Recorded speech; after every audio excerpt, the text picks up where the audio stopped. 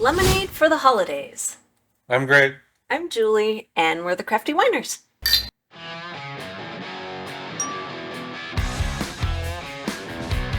So we were sitting around trying to figure out lemonade flavors that went with Thanksgiving and Christmas, and this is the first one that we came up with. Yep, cranberry. Cranberry. So this video assumes that you've already watched our recipe for making a hard lemonade, which actually takes from the gallon of actual lemonade and goes through the fermentation process, and it leaves it at a certain point. It leaves it where it's been completely fermented, it's gone dry, and the pH level is below 3.8. And that's exactly what we have right here. So we always want these lemonades to be about 7%.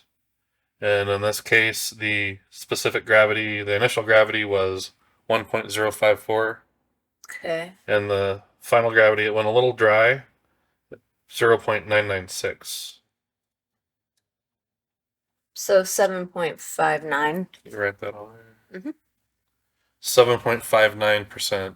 It'll end up being a little bit lower than that because we are going to add lemonade into it, as well as some cranberry syrup, which is going to dilute it a little bit. So it's still going to probably end up being about 7%. So this is a healthy, potent lemonade. I would not advise drinking it as fast as you think you might be able to. Probably. They're not going to be able to stop themselves from drinking it It's gonna be fast. good It's stuff. really tasty. It'll be good stuff. So we also, at the end of our base lemonade video, we showed you how to add additives to make sure that adding lemonade or sugar doesn't start the fermentation back up. Yeah. So in that case, it's potassium sorbate that we added. And you want to make sure that you give that 24 hours before you add the lemonade that we're going to add. And this has definitely had 24 hours. It's had a I don't know how it's long. been in our fridge for a couple of weeks. Oh, yeah, it is. Which is why this is so clear. We cold crashed it. So there's a sediment of very fine lemonade crap at the bottom. So that we're going to get it off we are going to right now rack this into a new container so that we can add our juice and flavor without stirring all of that sediment up.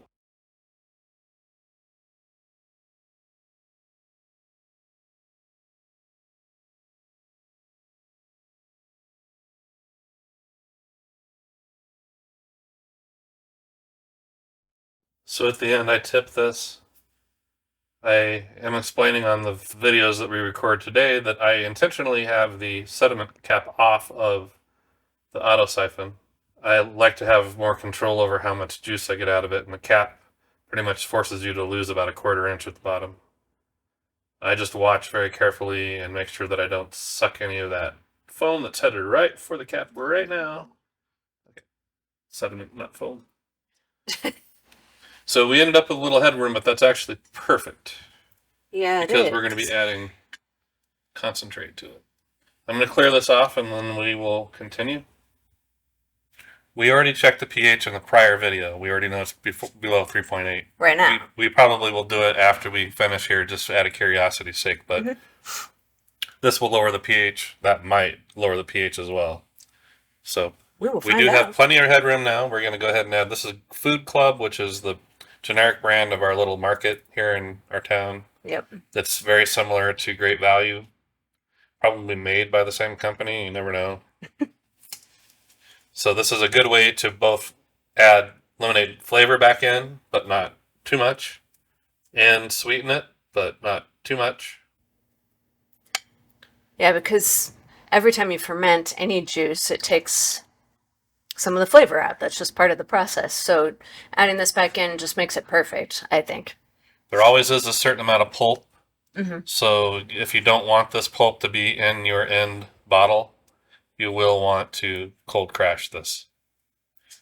Well, and we will carbonate it, so that'll take care of that. Well, we will.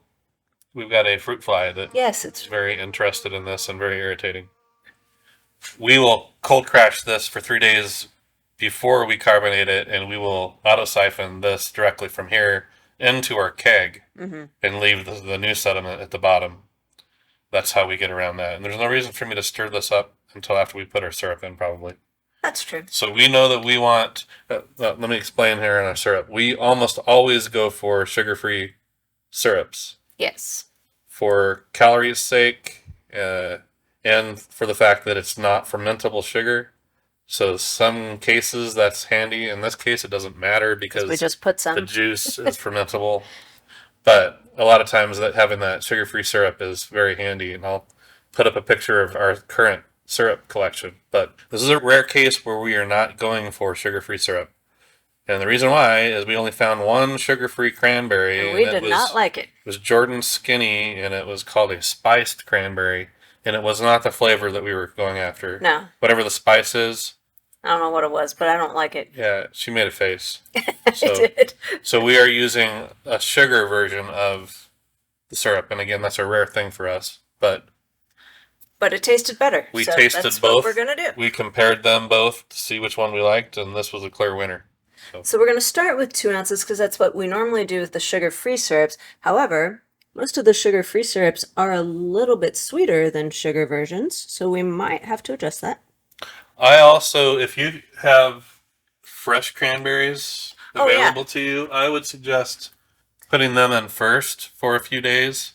You can put them in an infuser, you can put them in a brew bag or cheesecloth, crush them really good, and let that juice stay in here for 3 to 6 days before you test for cranberry.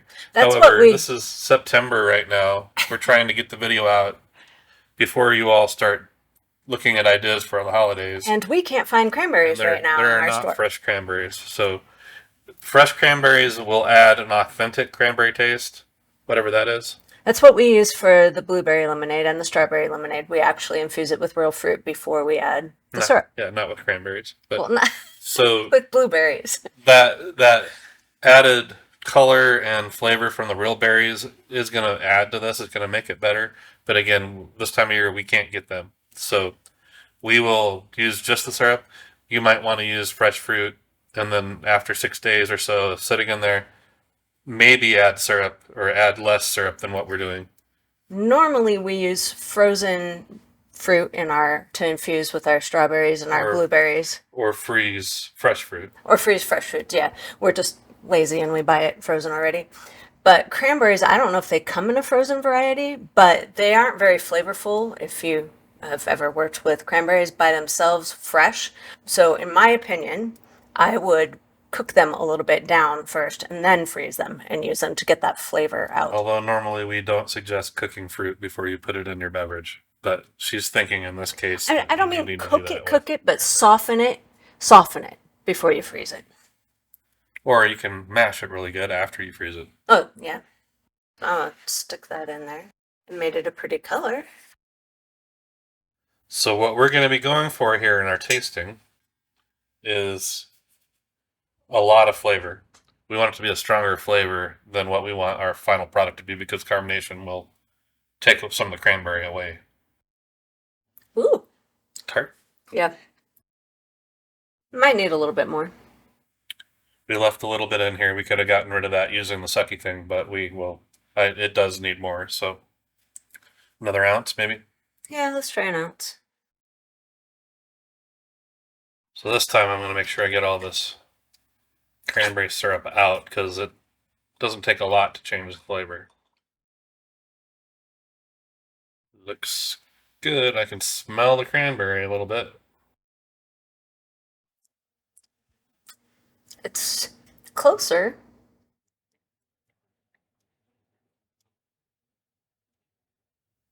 Another ounce won't hurt. Let me drink the rest of that so there's not any residual.